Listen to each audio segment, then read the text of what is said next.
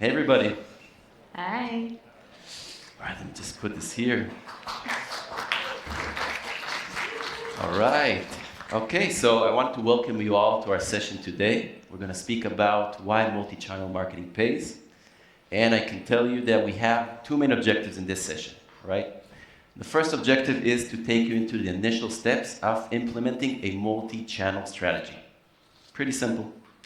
The second objective is for you that already have such a strategy to show you how you can enhance it and take it to the next level. So just a small disclaimer just before starting. Most likely, me and Lyrie won't be able to share all of our knowledge in the next 20, 30 minutes, and you'll have specific business needs, use cases that we won't answer here. So happily or not so happily, we've been paid to be here for the next 2 days, and we have a PS booth right outside. And please feel welcome to join us, ask questions, we'll brainstorm together, and we'll find ways to make a great multi-channel approach. So my name is Tomer Aronheim, and I'm with the amazing Lyrie Harel. We're both team leaders in the professional services department, and we've worked with countless clients from e-commerce and gaming industries, and we help them from strategizing to implementing to optimizing their multi-channel program. So we look at multi-channel marketing as creating your perfect and ultimate road trip. Imagine going on such a road trip with a bunch of your friends. Some of them are map lovers, while others want to have their favorite navigation app with them. Some want to navigate looking at road signs, while others just want to go with the flow. We as marketers need to make sure that everybody reaches the right destination at the right time. So to help you do that, we're going to walk you through some marketing strategies, best practices, and all that you need to know over the next 30 minutes. And if not, as Tomer said, we'll be here for the next 2 days. All right, so let's start at the basics. What is multi-channel? So multi-channel is our ability to target our customers in different channels, right? SMS, mobile, email, and so many more, in order to maximize the exposure of our content. And we'll do that hopefully in the different platforms our customers spend most of their time at. Right? Pretty shocking, I'm sure. So why do we do it? Why do we put so much effort in creating a more complicated marketing strategy? Why do we add more resources to different channels? Well, the best way to show it is with numbers usually. And we can see that we have, when we're checking our customers sending campaigns, when you're comparing multi-channel to single channel, multi-channel wins every time. We see a 37% increase in response rate and a total uplift of over 25%. So it works. So I spoke about what is multi-channel and why does it pay off. Now a little bit about the strategies. How do we actually implement it? So Lyrie mentioned before about this journey we're doing as marketeers, and we're growing as time progresses. And also in multi-channel, we have different levels. One level can be sending out a single promotion through different channels. Every channel will be looked upon as another point of contact, and we'll try to create a seamless journey for our customers. Next up, we're also going to show you how you can enhance the level of your multi-channel by targeting your customer exclusively by their preferred channel. All right, so we have different strategies we can put in place. The first one is what we like to call a multi-channel blast campaign. Right? We're sending out an identical promotion in the same time, same date, in different channels. I'm sure some of you are doing this today. And it has its advantages. One of them is the exposure, the reach, right? We can reach our customers in the highest likelihood that they'll see our promotion at the time of send. It's really good for reactivating customers. But what are the cons of this type of strategy? Well, one is it can cause a negative effect with your customers, right? If I'm a customer and I'm suddenly being bombarded with different communications on the same promotion, it won't cause me to feel the best. Maybe I even will spam report that company that sent it. Secondly, is this the smartest way of using our resources? Maybe some of our customers would have redeemed this offer just by receiving the original email or the SMS, right? So we're always trying to think about how we can be more efficient in our sending and not allowing multi-channel to chip in our net revenue. That's why we also recommend a strategy of doing more of a multi-channel journey. So we can send out our original promotion of an email, which is a less expensive channel, right? We can use data to understand the frequency we want to send the reminding emails. And only for customers that have not redeemed our original offer, we'll send a channel with a more expensive channel, such as SMS. And if that still doesn't work, we can use a more immediate channel, such as push notification, with a real-time event that our customer has done. That way we can minimize our expenses, but still trying to maximize the reach to our clients. So we spoke about multi-channel, why it pays off. We spoke about strategies. And I want to show you now how you can bring that into reality with a few real-life examples of strategies and implementation and use cases from our amazing clients. So I'll start with Grove. Grove is an e-commerce retailer company. They serve as a one-stop shop for hundreds of different household and product care brands. And they're very focused on being eco-friendly. Now, we spoke with Grove in many conversations, and we talked about how we can take their CRM program to the next level. And we identified that their proportion of multi-channel campaigns in comparison to single ones is quite low. We have opportunity to grow there. So we offered Grove with a priority on our side, which campaigns we can add multi-channel. And they were very open-minded to it, and they didn't just dabble in multi-channel, they went all in. And they increased their distribution by about 140%. It was from 10% to 23% in total. And the results were quite amazing. They received a 61% increase in response rate. So it seems their customers appreciated the change, right? And to add a cherry on top, if that is a saying, every customer they targeted in the multi-channel received a 67% increase in net revenue when comparing for their general CRM benchmark. So it's not about just reaching out to your customers, but how we actually do it. And I can tell you that Grove were so happy with this result that almost every new campaign that was sent out through our system had a multi-channel approach. Now guys, a small question. Which lifecycle stage do you think benefited the most from our multi-channel sendouts? Sorry? First of all of those, that's for sure. And especially for our churn customers. So they were impacted the most, didn't only re-engage more, but also the response rate almost doubled. Okay, so I spoke about many different channels here, right? I spoke about email, push notifications, and there are many more. What's common to all of these different channels? Yeah, that's right, external, and also they are online channels as well, right? Now, you might be sitting here and saying, that's cool, you spoke about many different channels, I understand, I need to juggle between them and send one at a different time. But me as a marketeer, I have a lot of focus on offline channels as well. So when we're speaking about multi-channel, we're also speaking about how we can integrate the two together. Why do we want to integrate the two? We understand that when we integrate them, we create a much better brand continuity, which will, one, lead for a better brand experience for our customers.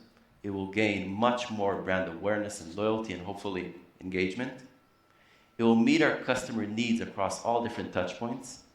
And if we truly integrate between the two and understand what is our customers doing in the offline world and the online, we can truly understand better attribution on a customer level, better measurement on a campaign level, and in the end being more efficient in our marketing strategy, which will lead to maximizing the impact of our marketing efforts.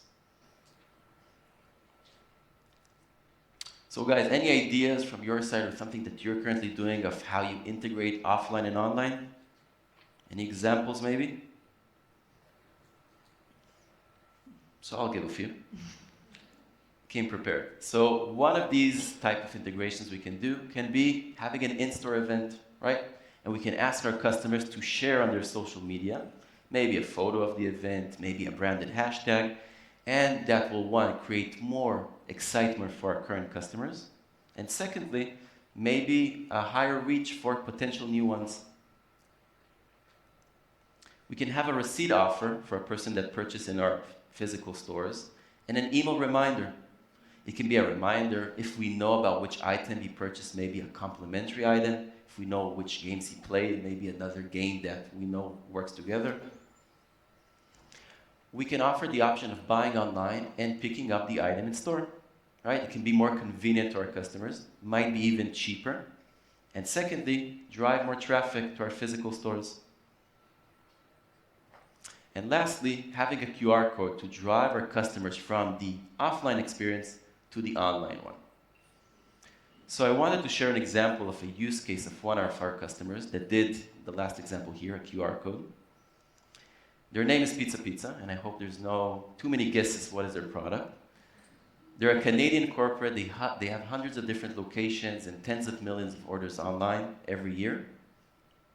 And we spoke to Pizza Pizza, and we understood that they have a lot of customers using their offline channels, many of their stores, right, buying a pizza. But not enough are migrating into their online experience. And we understood that there's a lot of better future value with these customers. So Pizza Pizza understood better than anybody that a lot of the characteristics of their customers is very sport-oriented. So they took advantage of a real-life sport event, a hockey match, and they offered an exciting offer. Basically, they spoke about in the stadium, the entire audience knew about it, that if the Toronto Maple Leafs will score the first goal in the first half, the entire stadium will receive a free slice of pizza. Right? Pretty exciting. Everybody wants a free slice of pizza. And actually, they did score the first goal. And there was a big QR code on the top of the arena. Everybody could scan it, the entire audience, and download their app to see and redeem their slice of pizza in any one of their stores at that day or the next. A really cool use case that they integrated correctly offline in their online world. And it was very successful, and many new subscribers came to their application. So I spoke a little bit about online channels, how we can use them together, the timings between them. We spoke about also how we can integrate offline and online to gain our true potential in our marketing efforts. And I'll pass the mic to Lyrie to explain a little bit better how we can also leverage data for your multi-channel strategy. Thank you, Tomer. So as Tomer walked us through some of the great strategies that we need for multi-channel marketing, we have some questions still arises. Which path should you choose when we're building this strategy? Should we go with our gut or maybe follow the latest trend? So gut and trend do have their places, but in today's complex world, we always want our decisions to be data-driven. So we'll go over how you can use and leverage the data that you already have to do exactly that. If we want to identify for each group what will be their preferred channels, how would we go along with that? But before we go into the details, we can ask, why do we even want to do that, and how will we go around with it? So let's begin with the why. First of all, it helps you create more targeted messaging. Imagine speaking to your audience in a language that they understand. Secondly, we want to build this stronger connection with them. So again, if I'm speaking to my audience where they already spent their time at, I'm much more likely to get there and also build this connection with them. These two together improve our engagement, and this is what we're all about here. We want to improve our engagement with our clients, and the channel is just the way to do that.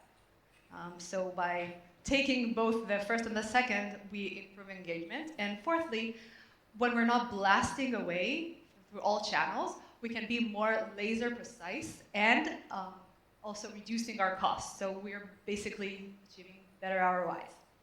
How would we go about this? So we would recommend beginning with a survey to your customers. Ask them, what do they want? Take the data from those surveys and analyze it. We often find that the most powerful insights are not so easy to spot out, and you might have to look in the patterns to know them. For those who are a little bit more data savvy, you can learn some advanced machine learning techniques in order to really estimate and predict for which customer, which channel will be the best advantage. So if we want to improve our engagement and our ROI, what will be the steps to do that? Firstly, as we said, we need to analyze the data for this. We need to take all the customer's data and understand the response rate to this data. But we need to break it down even further. So if we're breaking down the same customer's response rates or different customers' response rates to different channels, we can see that different customers respond differently to different channels, and this way we can choose a specific customer's response rate for the higher channel. So far, pretty straightforward. So again, if you want to take this strategy and streamline it through our existing journeys, we can do it by identifying for each customer what's their favorite channel, tailoring the current marketing plans in order to identify which customers should I send this channel through. And by that, I'll do two things. First of all, I'll reduce the cost, right? I'm not blasting away through all channels in the same message. I have a smaller target group. I can also get a likelihood of better results, and our customers will be more engaged. So by doing those two, I'm improving my engagement and achieving better ROI. But what if we don't have the customer's response history? So not all of the marketers have the luxury of an abundance of data, right? Should we just plan our journey blind? Another problem is that not all channels are where we just want to blast in them. So if we take SMS or direct mail, for example, those are expensive channels, and we don't want to use them unnecessarily. So to answer the first question about what do we do when we don't have enough data, we can leverage machine learning techniques to help us do that and find a solution for our clients. So if we have an example, we can take propensity modeling in order to create a model to predict new customers' behavior based on past customers' behavior. So we take the customer base, segment it based on data points that we do have. We can find out which customers are more likely to respond to a specific channel or less likely to respond to it. Now I'll share with you how we did that with one of our clients, Staples. So Staples is a leading office appliance technology vendor in the US. They make it their mission to personalize their messaging by using all available data sources, and our team teamed up with them in order to help them solve a specific business need in their approach. So they came to us, and the goal was to generate a machine learning algorithm to predict which customers are more likely to respond to a direct mail campaign. What we did is we gathered all sorts of data, if it's customer-related, transactional data, web activity, so page visits, search histories, and of course campaign history, how they responded to the previous campaigns. So the goal of the model was, instead of sending the direct mail campaign to 100% of the customers, in order to get 100% of responders, which is not so realistic, the model managed to reduce the target group into 30% of the customer base in order to get 80% of responders. So we reduced almost by 70% the number of customers that we targeted, but we managed to get all the important ones, all of those who actually will, or 80% of those who actually did respond or will respond to the campaign, based on the model that predicted their likelihood to do so. This is exactly what we talked about reducing their ROI. So we're reducing costs, but also making engagement much higher. So win-win. Right, so guys, we're at the end almost. Just a few key takeaways just before lunch. So a few points that we want you to take from this session. First one is investing time in multi-channel pays off. Take a chance, add another channels, and I'm sure you're going to see the outcome of how it outperforms your current campaigns. Secondly, use your customer data. Data should be your North Star. Always use it to understand exactly where your customers want to receive their communication. And lastly, if you don't have data, that's still fine. Machine learning is your weapon of choice. Use it to become more efficient and to send to exactly who wants to receive it at the right time. So I'll just summarize: diversify your channels, lean on data, and embrace the world of machine learning. Thanks, everybody.